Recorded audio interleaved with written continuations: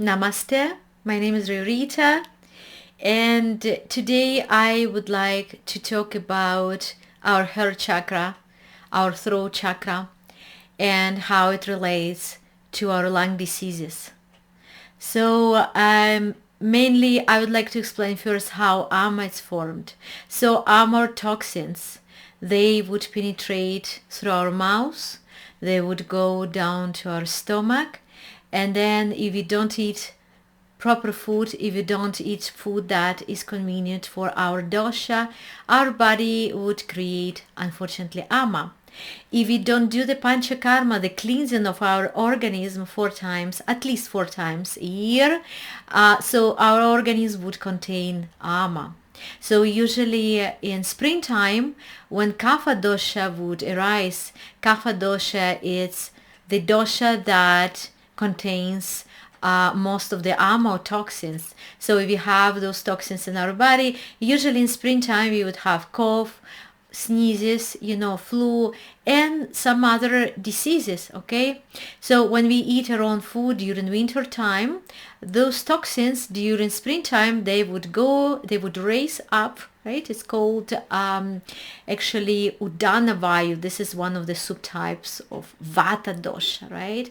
They would go up and they would create some lung diseases. Sometimes they can create flus as well, some headaches. That is why it's so important to clean our body.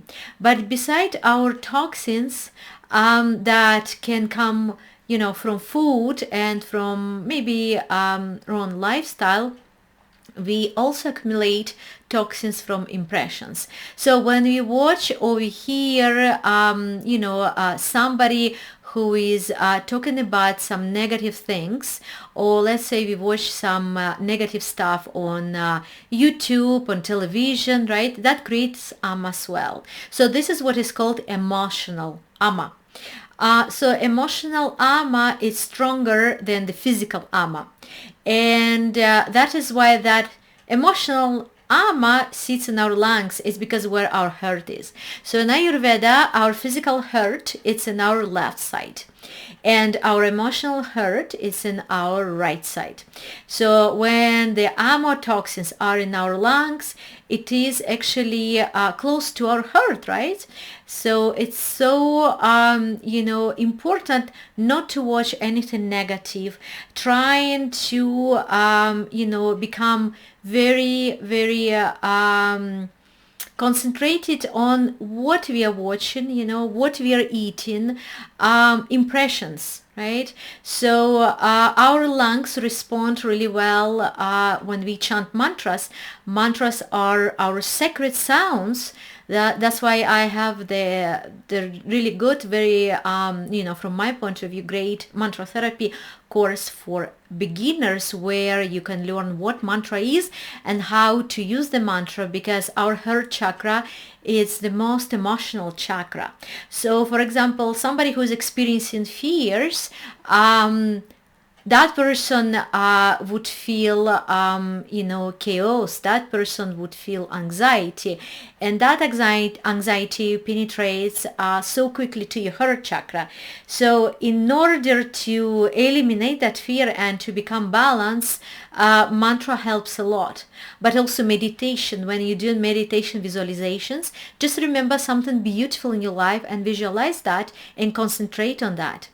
Of course, when we watch media, there are lots of negativity, right? So that would disbalance our heart chakra. That would bring problems to our throat chakra as well. So the basic Kundalini mantras for heart chakra, that would be mantra Yam. So when we chant mantra, we just put our hands together. We can use any mudra, but I'm going to be using the Buddha one, the well-known one. All right, so when you do that, you just visualize your heart is where your essential energy is. You can send the green color, which because it's so great to work with colors, and just close your eyes and just let's chant with me the mantra Yam. Okay, you can start that mantra with mantra Om and then continue by the word Yam. So it's going to be done in this way. Om Yam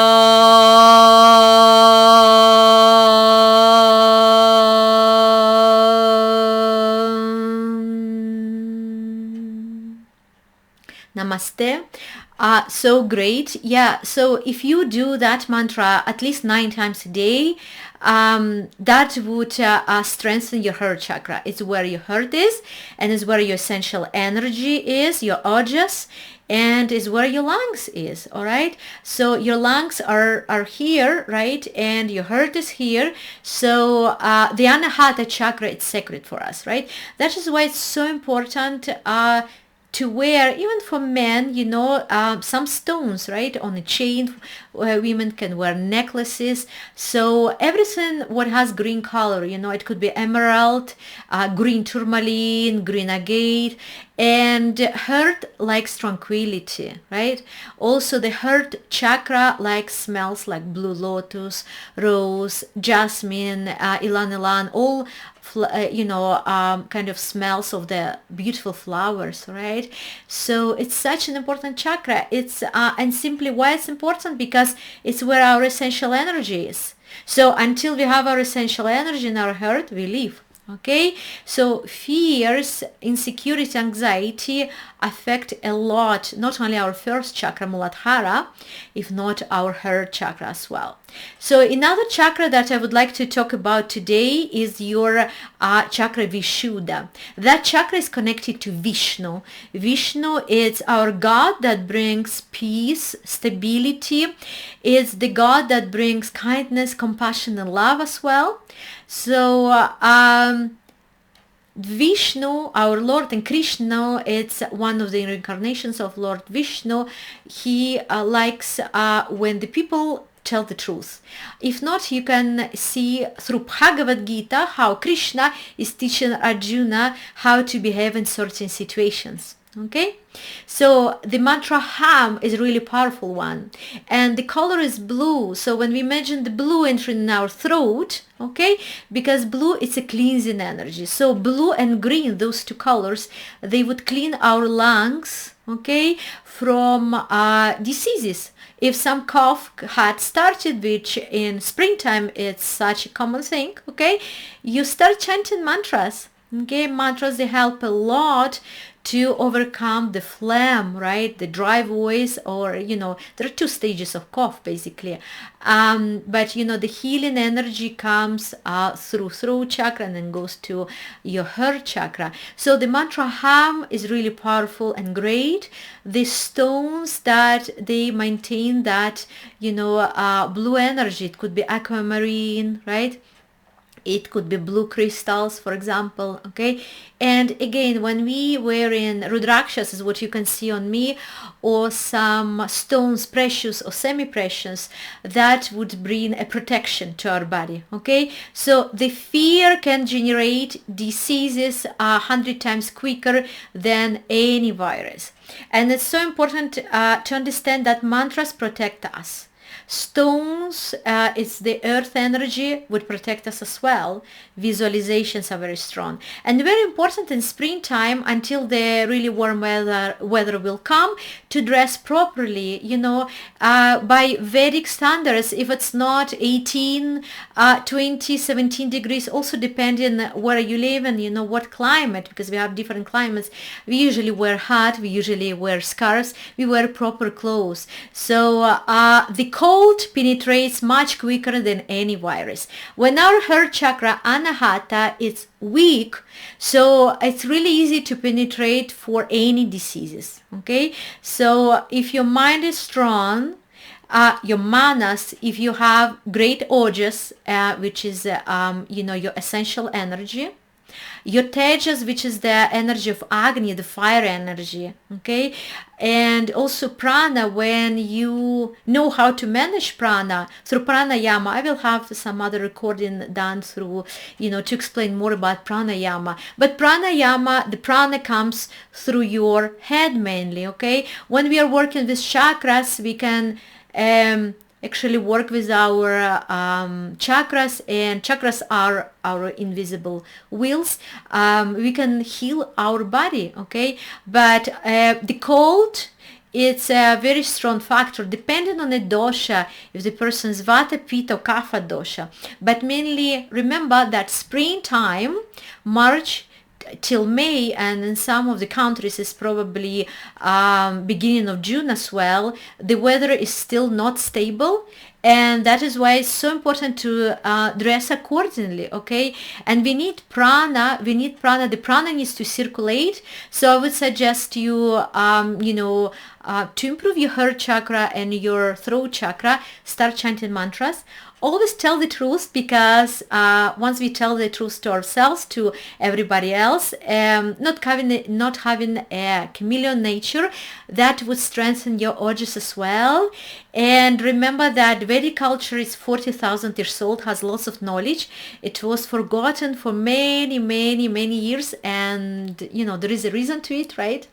So try to drink as many herbs as you can, because you would clean your body, your ama, your toxins, through the herbology. And another thing that I would like to add is that kapha dosha is composed out of water and earth. So by nature, sometimes, unfortunately, people that have not such a strong ojas can get sick more frequently.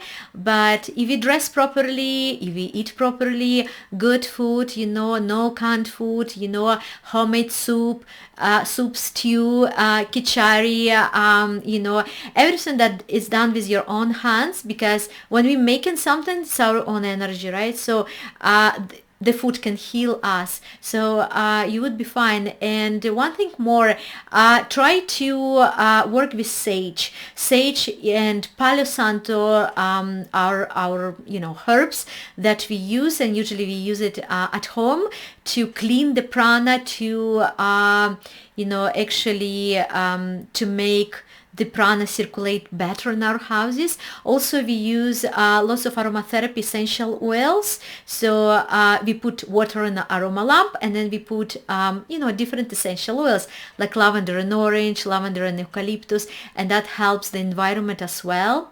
And if you would have any questions, I would gladly answer it to you. And so stay safe, calm. And if you would like to learn more about mantras, I have a great self-paced mantra therapy course. Also, there is a great Panchakarma course, how to clean your own body 4 times a year for amotoxins not to accumulate.